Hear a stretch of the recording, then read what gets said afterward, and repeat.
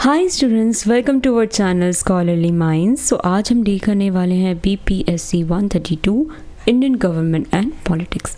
आज हम इसके कुछ इंपॉर्टेंट क्वेश्चंस डील करेंगे जो आपकी जून एग्जामिनेशन के लिए काफ़ी इंपॉर्टेंट हो सकते हैं। स्टार्ट करने से पहले मैं आपको दो इन्फॉर्मेशन देना चाहती हूँ। फर्स्ट, आप व्हाट्सएप एंड टेलीग्राम ग्रुप हमारा ज्वाइन कर सकते हैं, लिंक आपको डिस्क्रिप्शन में मिल जाएगी एंड ज्वाइन करने से आपको रेगुलर क्लास अपडेट्स मिलते रहेंगे। सेकंड, अगर आपको इस सब्जेक्ट के गेस्ट पेपर्स परचेज करने हो तो आप आ सकते हैं shop.hindustanknowledge.com पर लाइक दिस। यहाँ पर आप सब्जेक्ट को टाइप करके इजीली गेस्ट पेपर परचेज कर सकते हैं।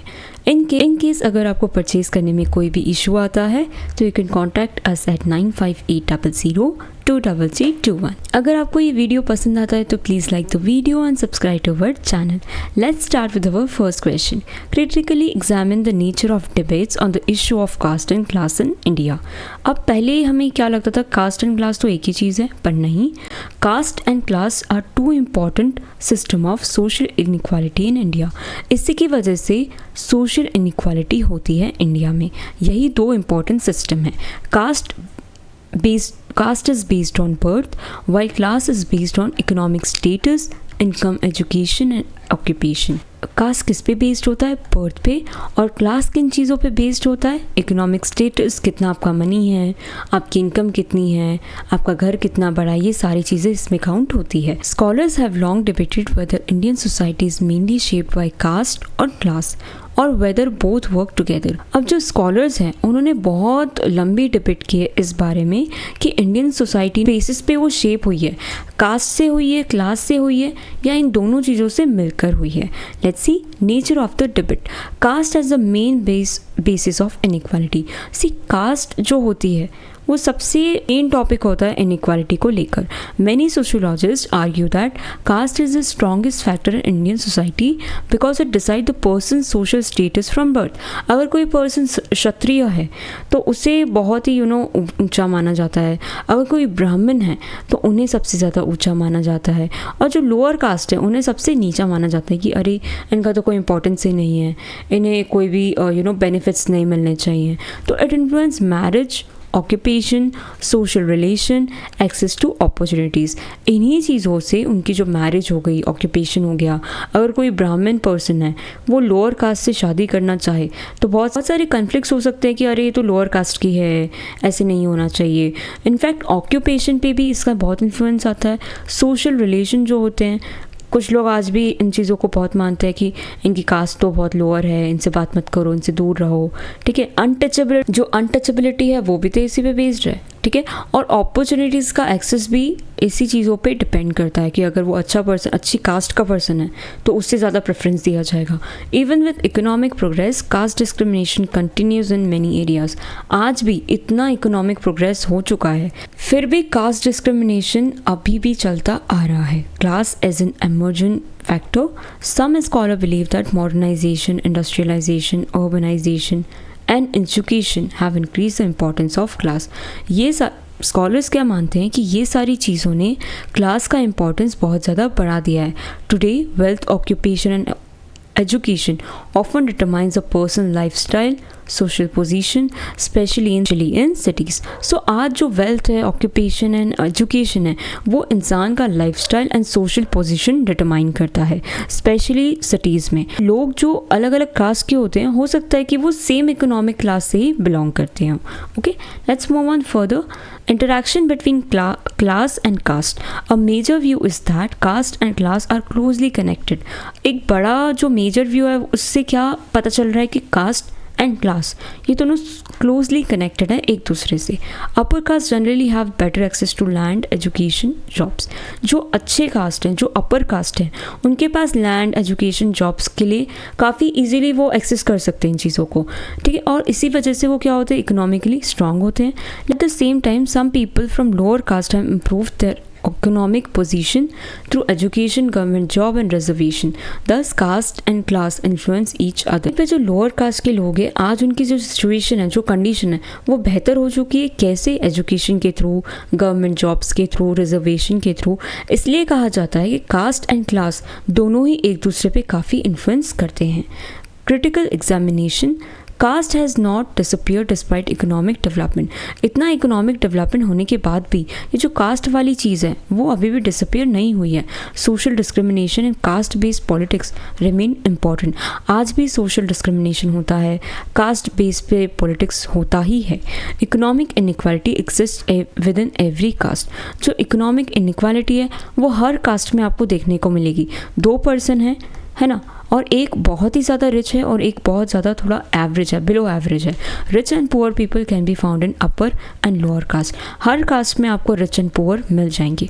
Reservation policies have created growing middle class among scheduled caste and other backward classes, but many people still face social exclusion. Reservation policies की वजह से जो मिडिल क्लास है वो अब ग्रो कर रहे हैं, लेकिन आज भी बहुत से लोग सोशल एक्सक्लूजन फील करते हैं कि उन्हें इंक्लूड नहीं किया जाता कुछ चीज़ों में। In rural areas caste often remains more important. जहाँ भी आप गांव में जाएंगे वहाँ पे ये कास्ट वाली चीज़ बहुत ही ज़्यादा इंपॉर्टेंट होती है, लेकिन जब आप अर्बन एरिया में आओगे तो क्लास आइडेंटिटी यहाँ पे और ज़्यादा स्ट्रॉन्ग होती जा रही है। तो जो सिटी है वहाँ पे आपकी कास्ट का कोई लेना देना नहीं है, आपके पास कितना पैसा है वो मायने रखता है। जहाँ पे आप वहीं आप अगर रूरल एरिया में चले जाओ तो वहाँ आपकी कास्ट इंपॉर्टेंट होती है। पॉलिटिक्स में कास्ट और क्लास दोनों ही साथ में काम करते हैं एंड इंडिया की पॉलिटिक्स इसका एक इंटरेस्टिंग एग्जाम्पल है। जो पॉलिटिकल पार्टीज़ होती है वो अक्सर cast identity and economic interest दोनों को यूज़ करती है। अगर किसी भी तरह का उनको वेलफेयर प्रोग्राम चलाना है या एम्प्लॉयमेंट देना है तो वो इससे क्या पता चलता है कि कास्ट और क्लास डीपली कनेक्टेड होते हैं, इंटरकनेक्टेड हैं ये, ठीक है। क्योंकि अगर जैसे कोई कास्ट है वो काफ़ी बैकवर्ड है तो उन्हें सपोर्ट करना है तो उनके लिए अलग से प्रोग्राम्स बनाए जाएंगे। अगर कोई इकोनॉमिक क्लास है कि क्लास की कोई इंटरेस्ट है, कोई इकोनॉमिक इंटरेस्ट है स्पेसिफिक, तो उनके लिए कुछ अलग वेलफेयर प्रोग्राम्स बनाए जाएंगे। Let's move on to conclusion. The debate on the caste and class in India show that neither can be understood in isolation. Caste continue to shape the social identity and opportunities while class increasingly influence economic life and social mobility. In contemporary India, caste and class overlap and interact, creating complex pattern of inequality. Therefore, a balanced understanding requires studying both together rather than treating one as important than the other. हमें cast और class की debate ये बताती है कि दोनों को अलग अलग समझना पॉसिबल नहीं है। कास्ट सोशल आइडेंटिटी और अपॉर्चुनिटीज़ को इन्फ्लुएंस करती है, जबकि class economic status and social mobility को अफेक्ट करती है। कंटेम्प्रेरी इंडिया में कास्ट और क्लास एक दूसरे के साथ मिलकर इनइक्वालिटी का कॉम्प्लेक्स स्ट्रक्चर क्रिएट करते हैं। इसीलिए एक बैलेंस अंडरस्टैंडिंग के लिए हमें इन दोनों को चीज़ों को पढ़ना इम्पॉर्टेंट है, ना कि अलग अलग पढ़ना और एक चीज़ को इम्पॉर्टेंट देना और दूसरे को ना इम्पॉर्टेंट देना। हमें दोनों को साथ में पढ़ना पड़ेगा ताकि इस चीज़ को समझा जा सके। Moving on to next question, briefly explain the nature of women's movement in India. The women's movement in India is a social movement that work for the rights, equality, dignity and empowerment of women. It has changed over time and has focused on different issues according to the needs of society. अब हम बात करेंगे women's movement के बारे में। ये एक social movement है जो विमेन की राइट के लिए, इक्वालिटी के लिए, डिग्निटी के लिए एंड एम्पावरमेंट के लिए वर्क करता है। ये मूवमेंट समय के साथ बदलता रहा और हर पीरियड में अलग अलग इश्यूज़ पर फोकस करता रहा। सबसे पहले हम बात करेंगे सोशल रिफॉर्म मूवमेंट के बारे में। In 19th century, the women's movement mainly aimed to remove harmful social practices like child marriage, sati, and restriction on widow marriage. Social reformer and educated women worked to improve the status of women through education and legal reform. Social reform movement, women's movement की शुरुआत 19th century में हुई थी। उस समय women की जो condition थी वो काफ़ी डिफ़िकल्ट थी। बहुत सी बुरी सोशल प्रैक्टिसेस चल रही थी, जैसे चाइल्ड मैरिज हो गया, सती हो गया, रिस्ट्रिक्शन ऑन विडो मैरिज हो गया। तो फोकस ये था कि ये जो सारी हार्मफुल सोशल प्रैक्टिसेस हैं इन्हें पूरी तरह से हटा दिया जाए। तो जो सोशल रिफॉर्मर्स हैं एंड एजुकेटेड वुमेन हैं, इन्होंने काफ़ी ज़्यादा काम किया कि ये जो वुमेन का स्टेटस है वो इनसे थोड़ा इम्प्रूव हो सके। किसके through? Education and legal reforms के थ्रू। लॉ बना दिए गए, वुमेन को पढ़ाया गया, लोगों को पढ़ाया गया कि ये सब चीज़ें गलत हैं। Struggle for equal rights. After independence, the movement shifted its focus to equal rights in education, employment, politics, and property. Women demanded equal opportunities and protection against discrimination. After अब इंडिपेंडेंस के बाद विमेंस मूवमेंट का जो focus था वो बदल गया था। अब ऑब्जेक्टिव क्या था? विमेन को इक्वल राइट मिलना चाहिए, एजुकेशन में भी उनको अपॉर्चुनिटीज़ मिलना चाहिए, एम्प्लॉयमेंट में भी उनको इक्वालिटी मिलना चाहिए, उन्हें पॉलिटिकल राइट्स भी मिलने चाहिए, प्रॉपर्टी राइट्स भी मिलने चाहिए। तो वुमेन को सोसाइटी के हर फील्ड में इक्वल अपॉर्चुनिटी मिलनी चाहिए थी और उनके साथ डिस्क्रिमिनेशन अब नहीं होना था। तो ये उनका ऑब्जेक्टिव था। Fight against violence. The most important feature of the movement is its fight against violence against women. It raises awareness about issues such as domestic violence, sexual harassment, dowry death, rape and human trafficking. The movement has encouraged the government to make stricter laws for women's safety. अब women movement का एक बहुत important feature है violence के खिलाफ struggle. Movement ने awareness create की और गवर्नमेंट पे प्रेशर बनाया ताकि जो डोमेस्टिक वायलेंस है, सेक्सुअल हरासमेंट है, डाउरी डेथ है, रेप है, ह्यूमन ट्रैफिकिंग है, इन चीज़ों के अगेंस्ट स्ट्रिक्टर लॉज बनाए जाए। ठीक है, तो वुमेन्स मूवमेंट का जो प्रेशर है उसकी वजह से गवर्नमेंट ने स्ट्रिक्ट लॉज भी बनाए और अब वुमेन की सेफ्टी एंड सिक्योरिटी को इम्प्रूव करना इसका एम है। Economic empowerment. Women's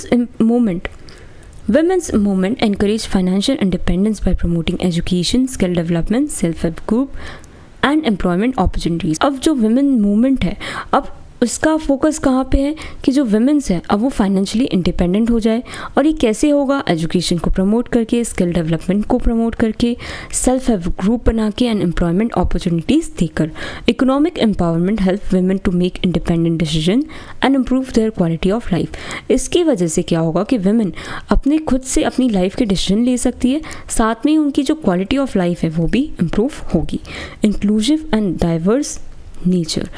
The movement represent women from different backgrounds, including rural and urban areas, different caste, religion, and economic group, and recognize that different women face different challenges and work to address their specific needs.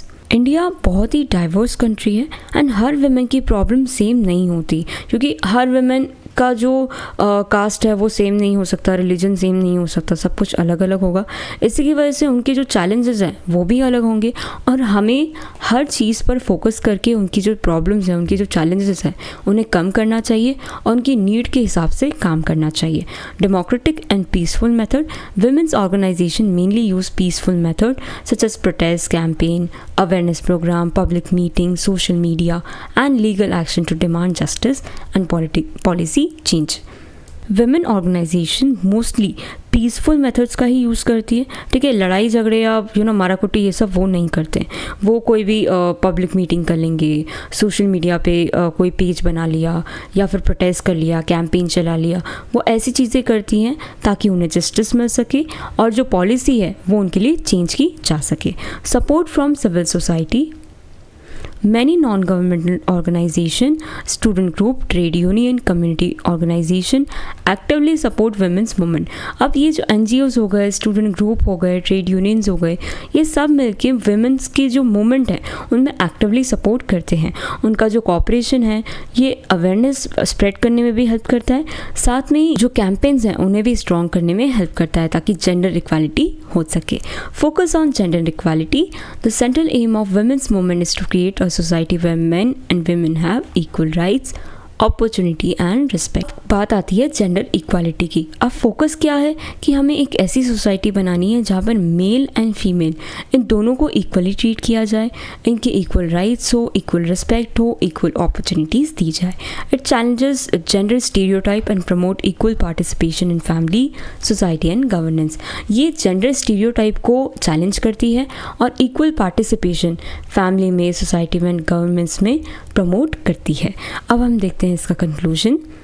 The women's movement in India has played a major role in improving the social, economic, political and legal status of women. अब ये जो movements हैं, जो women movements हैं, इनका बहुत ही important role देखा गया है किसमें?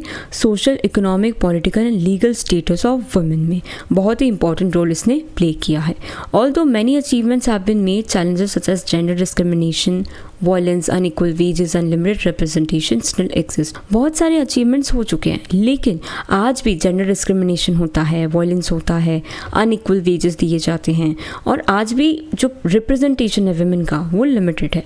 इसीलिए the movement continues to work towards building a just, equal and inclusive society where every women can live with dignity and freedom. अब ठीक है, मूवमेंट आज भी जो मूवमेंट है वो ऐसी सोसाइटी बनाना चाह रहे हैं जहाँ पे इक्वालिटी हो, जस्टिस हो एंड इंक्लूसिव सोसाइटी हो, जहाँ हर वुमेन डिग्निटी के साथ एंड फ्रीडम के साथ रह पाए। Briefly explain the basic features of Indian constitution. The Indian constitution is the supreme law of India. It came into force on 26 January 1950, provides the framework for governance of country. See, Indian Constitution supreme law of India है। इसी book की वजह से हमारा देश चल रहा है, यही बुक सब कुछ गवर्न करती है। कब आया था ये? 26 जनवरी 1950। वेरी इंपॉर्टेंट, अगर ये क्वेश्चन आता है तो आपको ये डेट ज़रूर मेंशन करके आना है। कॉन्स्टिट्यूशन ऑफ इंडिया हमारी कंट्री के गवर्नेंस के बारे में एक फ्रेमवर्क प्रोवाइड करता है। It contains several important features that make India's democratic system strong and effective. इसमें कुछ ऐसे इंपॉर्टेंट फीचर्स हैं जिसकी वजह से हमारा जो इंडिया का डेमोक्रेटिक सिस्टम है वो स्ट्रॉन्ग भी बनता है और इफेक्टिव भी बनता है। Written and detailed constitution. Written and detailed constitution. Indian constitution is a written document that clearly explains the power and duties of government and rights of the citizen. It is one of the longest constitution in the world because it covers many subjects in detail. अब ये जो हमारा Indian constitution है ये एक written document है जो government के पावर्स एंड ड्यूटीज़ को एक्सप्लेन करता है, साथ में जो हमारे राइट्स हैं, सिटीज़न के राइट्स है, वो भी एक्सप्लेन करता है। ये वर्ल्ड का सबसे लॉन्गेस्ट कॉन्स्टिट्यूशन है क्योंकि इसने हर सब्जेक्ट को, ज़्यादातर सारी सब्जेक्ट को डिटेल में कवर किया है। Sovereign, socialist, secular and democratic republic. India is a sovereign nation which means it is independent and free from external control.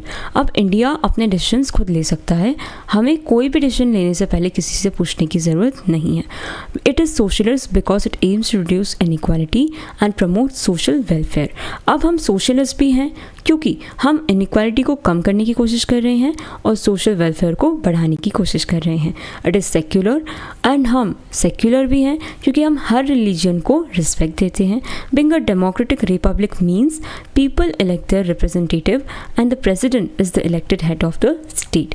अब क्या कहा जा रहा है कि हम अपने जो रिप्रेजेंटेटिव हैं उन्हें हम खुद चुनते हैं, करेक्ट? यही तो होता है। जो हमें वोटिंग राइट दिया गया है वो इसलिए तो दिया गया है, हम वोट इसलिए तो करते हैं, correct? Federal system with unitary features. The constitution divides the power between central government and state government. This is known as federal system. Federal system का मतलब क्या होता है कि सेंट्रल गवर्नमेंट के काम अलग हैं और स्टेट गवर्नमेंट के काम अलग हैं. However during emergencies the central government gets more power giving the constitution some unitary features. अब जब भी कोई इमरजेंसी, कोविड में सबसे ज़्यादा पावरफुल कौन थे?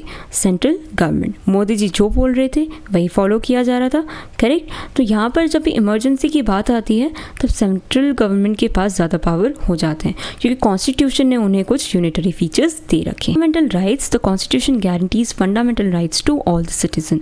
अब फंडामेंटल राइट हर सिटीजन को दिए गए, कोई फ़र्क नहीं पड़ता कि आप कौन सी कास्ट के हैं, कौन से रिलीजन के, आपका जेंडर क्या, ये सारी चीज़ें irrelevant है.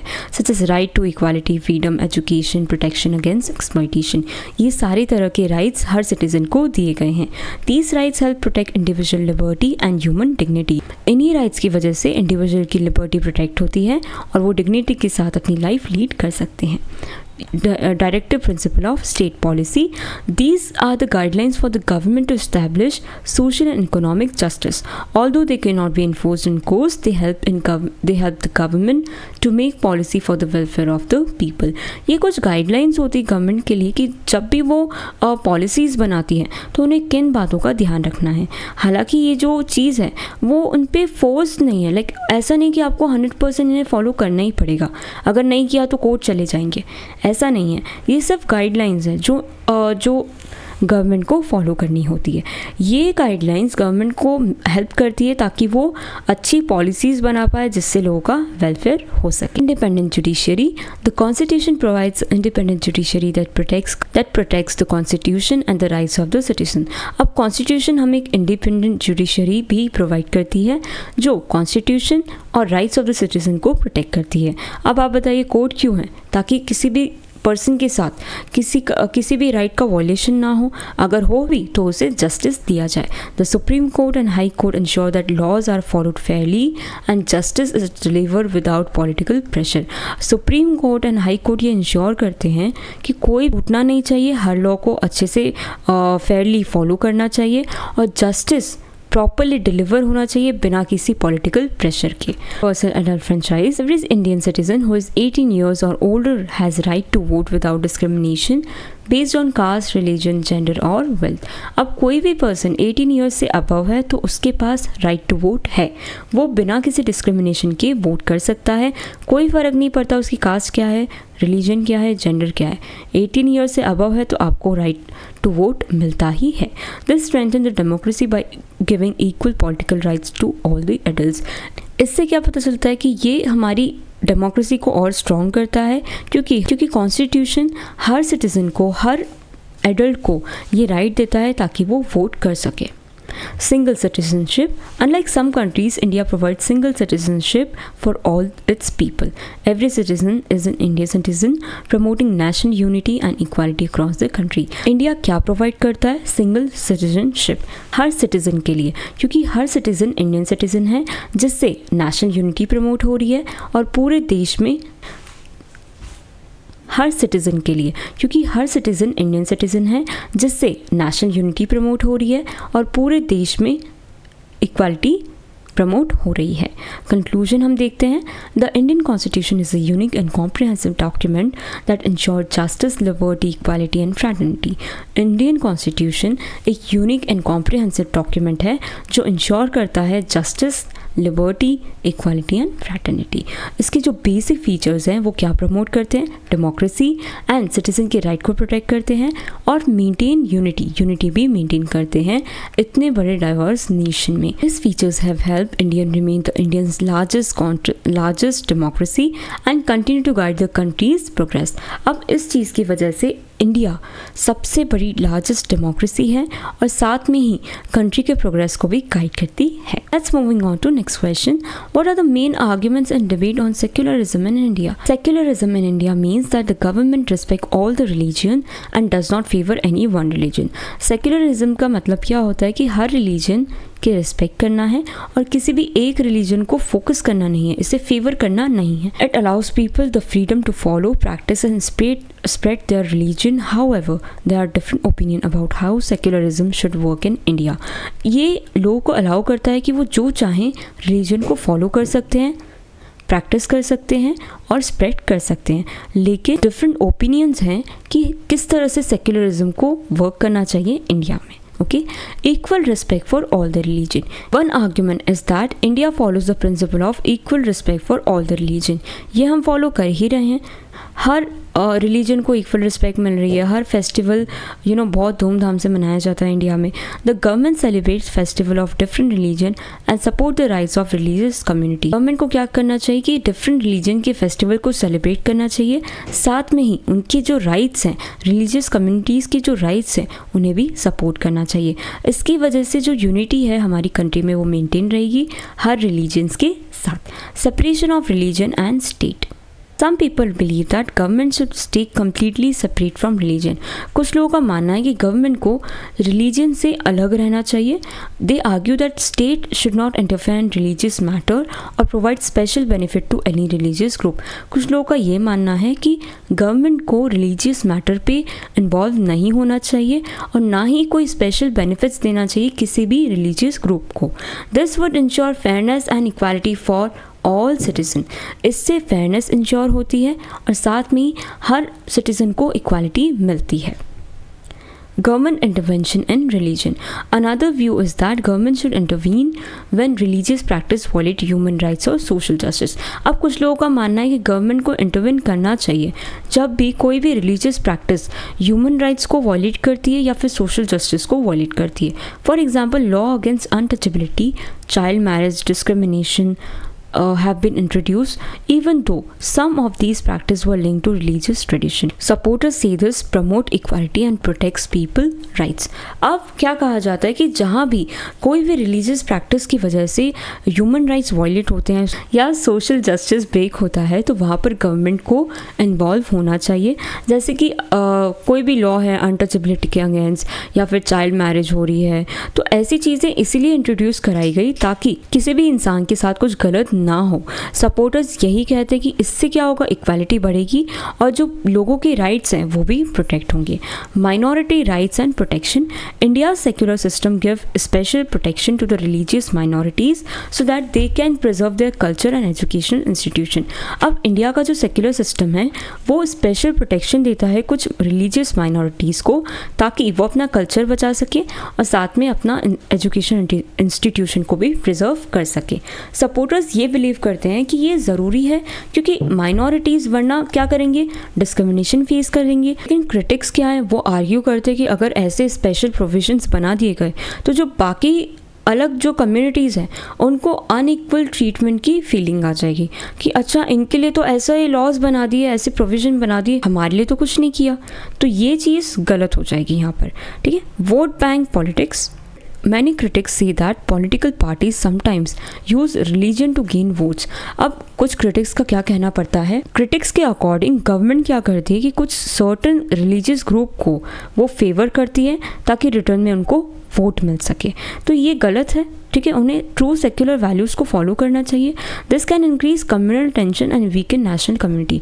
हो सकता है कि इसकी वजह से कम्युनल टेंशन हो जाए, लाइक लड़ाई झगड़े हो जाए या कोई दंगे फसाद हो जाए, और इससे क्या होगा, नेशनल यूनिटी भी अफेक्ट होगी. Uniform civil code debate. There is also a debate over having one common set of personal law for all the citizen known as uniform civil code.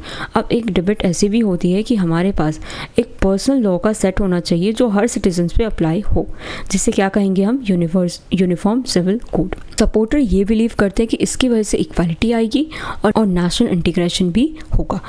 वहीं पे जो अपोनेंट्स हैं वो आर्ग्यू करते हैं कि नहीं, इससे जो रिलीजियस फ्रीडम है वो अफेक्ट हो जाएगा और जो ट्रेडिशन है अलग अलग कम्युनिटीज़ के वो भी कई हद तक अफेक्ट होंगे. कंक्लूजन अब हम देखते हैं. The debate on secularism in India focus on balancing religious freedom and equality and social justice. जो सेक्युलरिज्म पे अभी डिबेट चल रही है वो किस पे फोकस कर रही है, रिलीजियस फ्रीडम पे, इक्वालिटी पे एंड सोशल जस्टिस पे. वहीं जो दूसरे लोग हैं वो सपोर्ट कर रहे हैं कि हमें हर रिलीजन की रिस्पेक्ट करनी चाहिए, और जो दूसरे लोग हैं वो क्या बोल रहे हैं कि रिलीजन और स्टेट ये दोनों चीज़ें अलग अलग होनी चाहिए, सेपरेट होनी चाहिए. The challenge is to ensure that every citizen enjoy equal rights while maintaining peace and harmony in India's diverse society. अब चैलेंज क्या है कि हर सिटीज़न को इक्वल राइट्स मिलने चाहिए, किसी का भी राइट वायलेट नहीं होना चाहिए, और साथ में पीस भी मेंटेन रहना चाहिए एंड हार्मनी भी मेंटेन होना चाहिए, क्योंकि इंडिया एक डाइवर्स सोसाइटी है. यहाँ पर कितनी अलग अलग कम्युनिटीज़ रहती है, कितने अलग अलग तरीके के लोग रहते हैं. तो ये चीज़ एक बहुत इंपॉर्टेंट चीज़ है. Okay, so that's all for today. Thank you so much.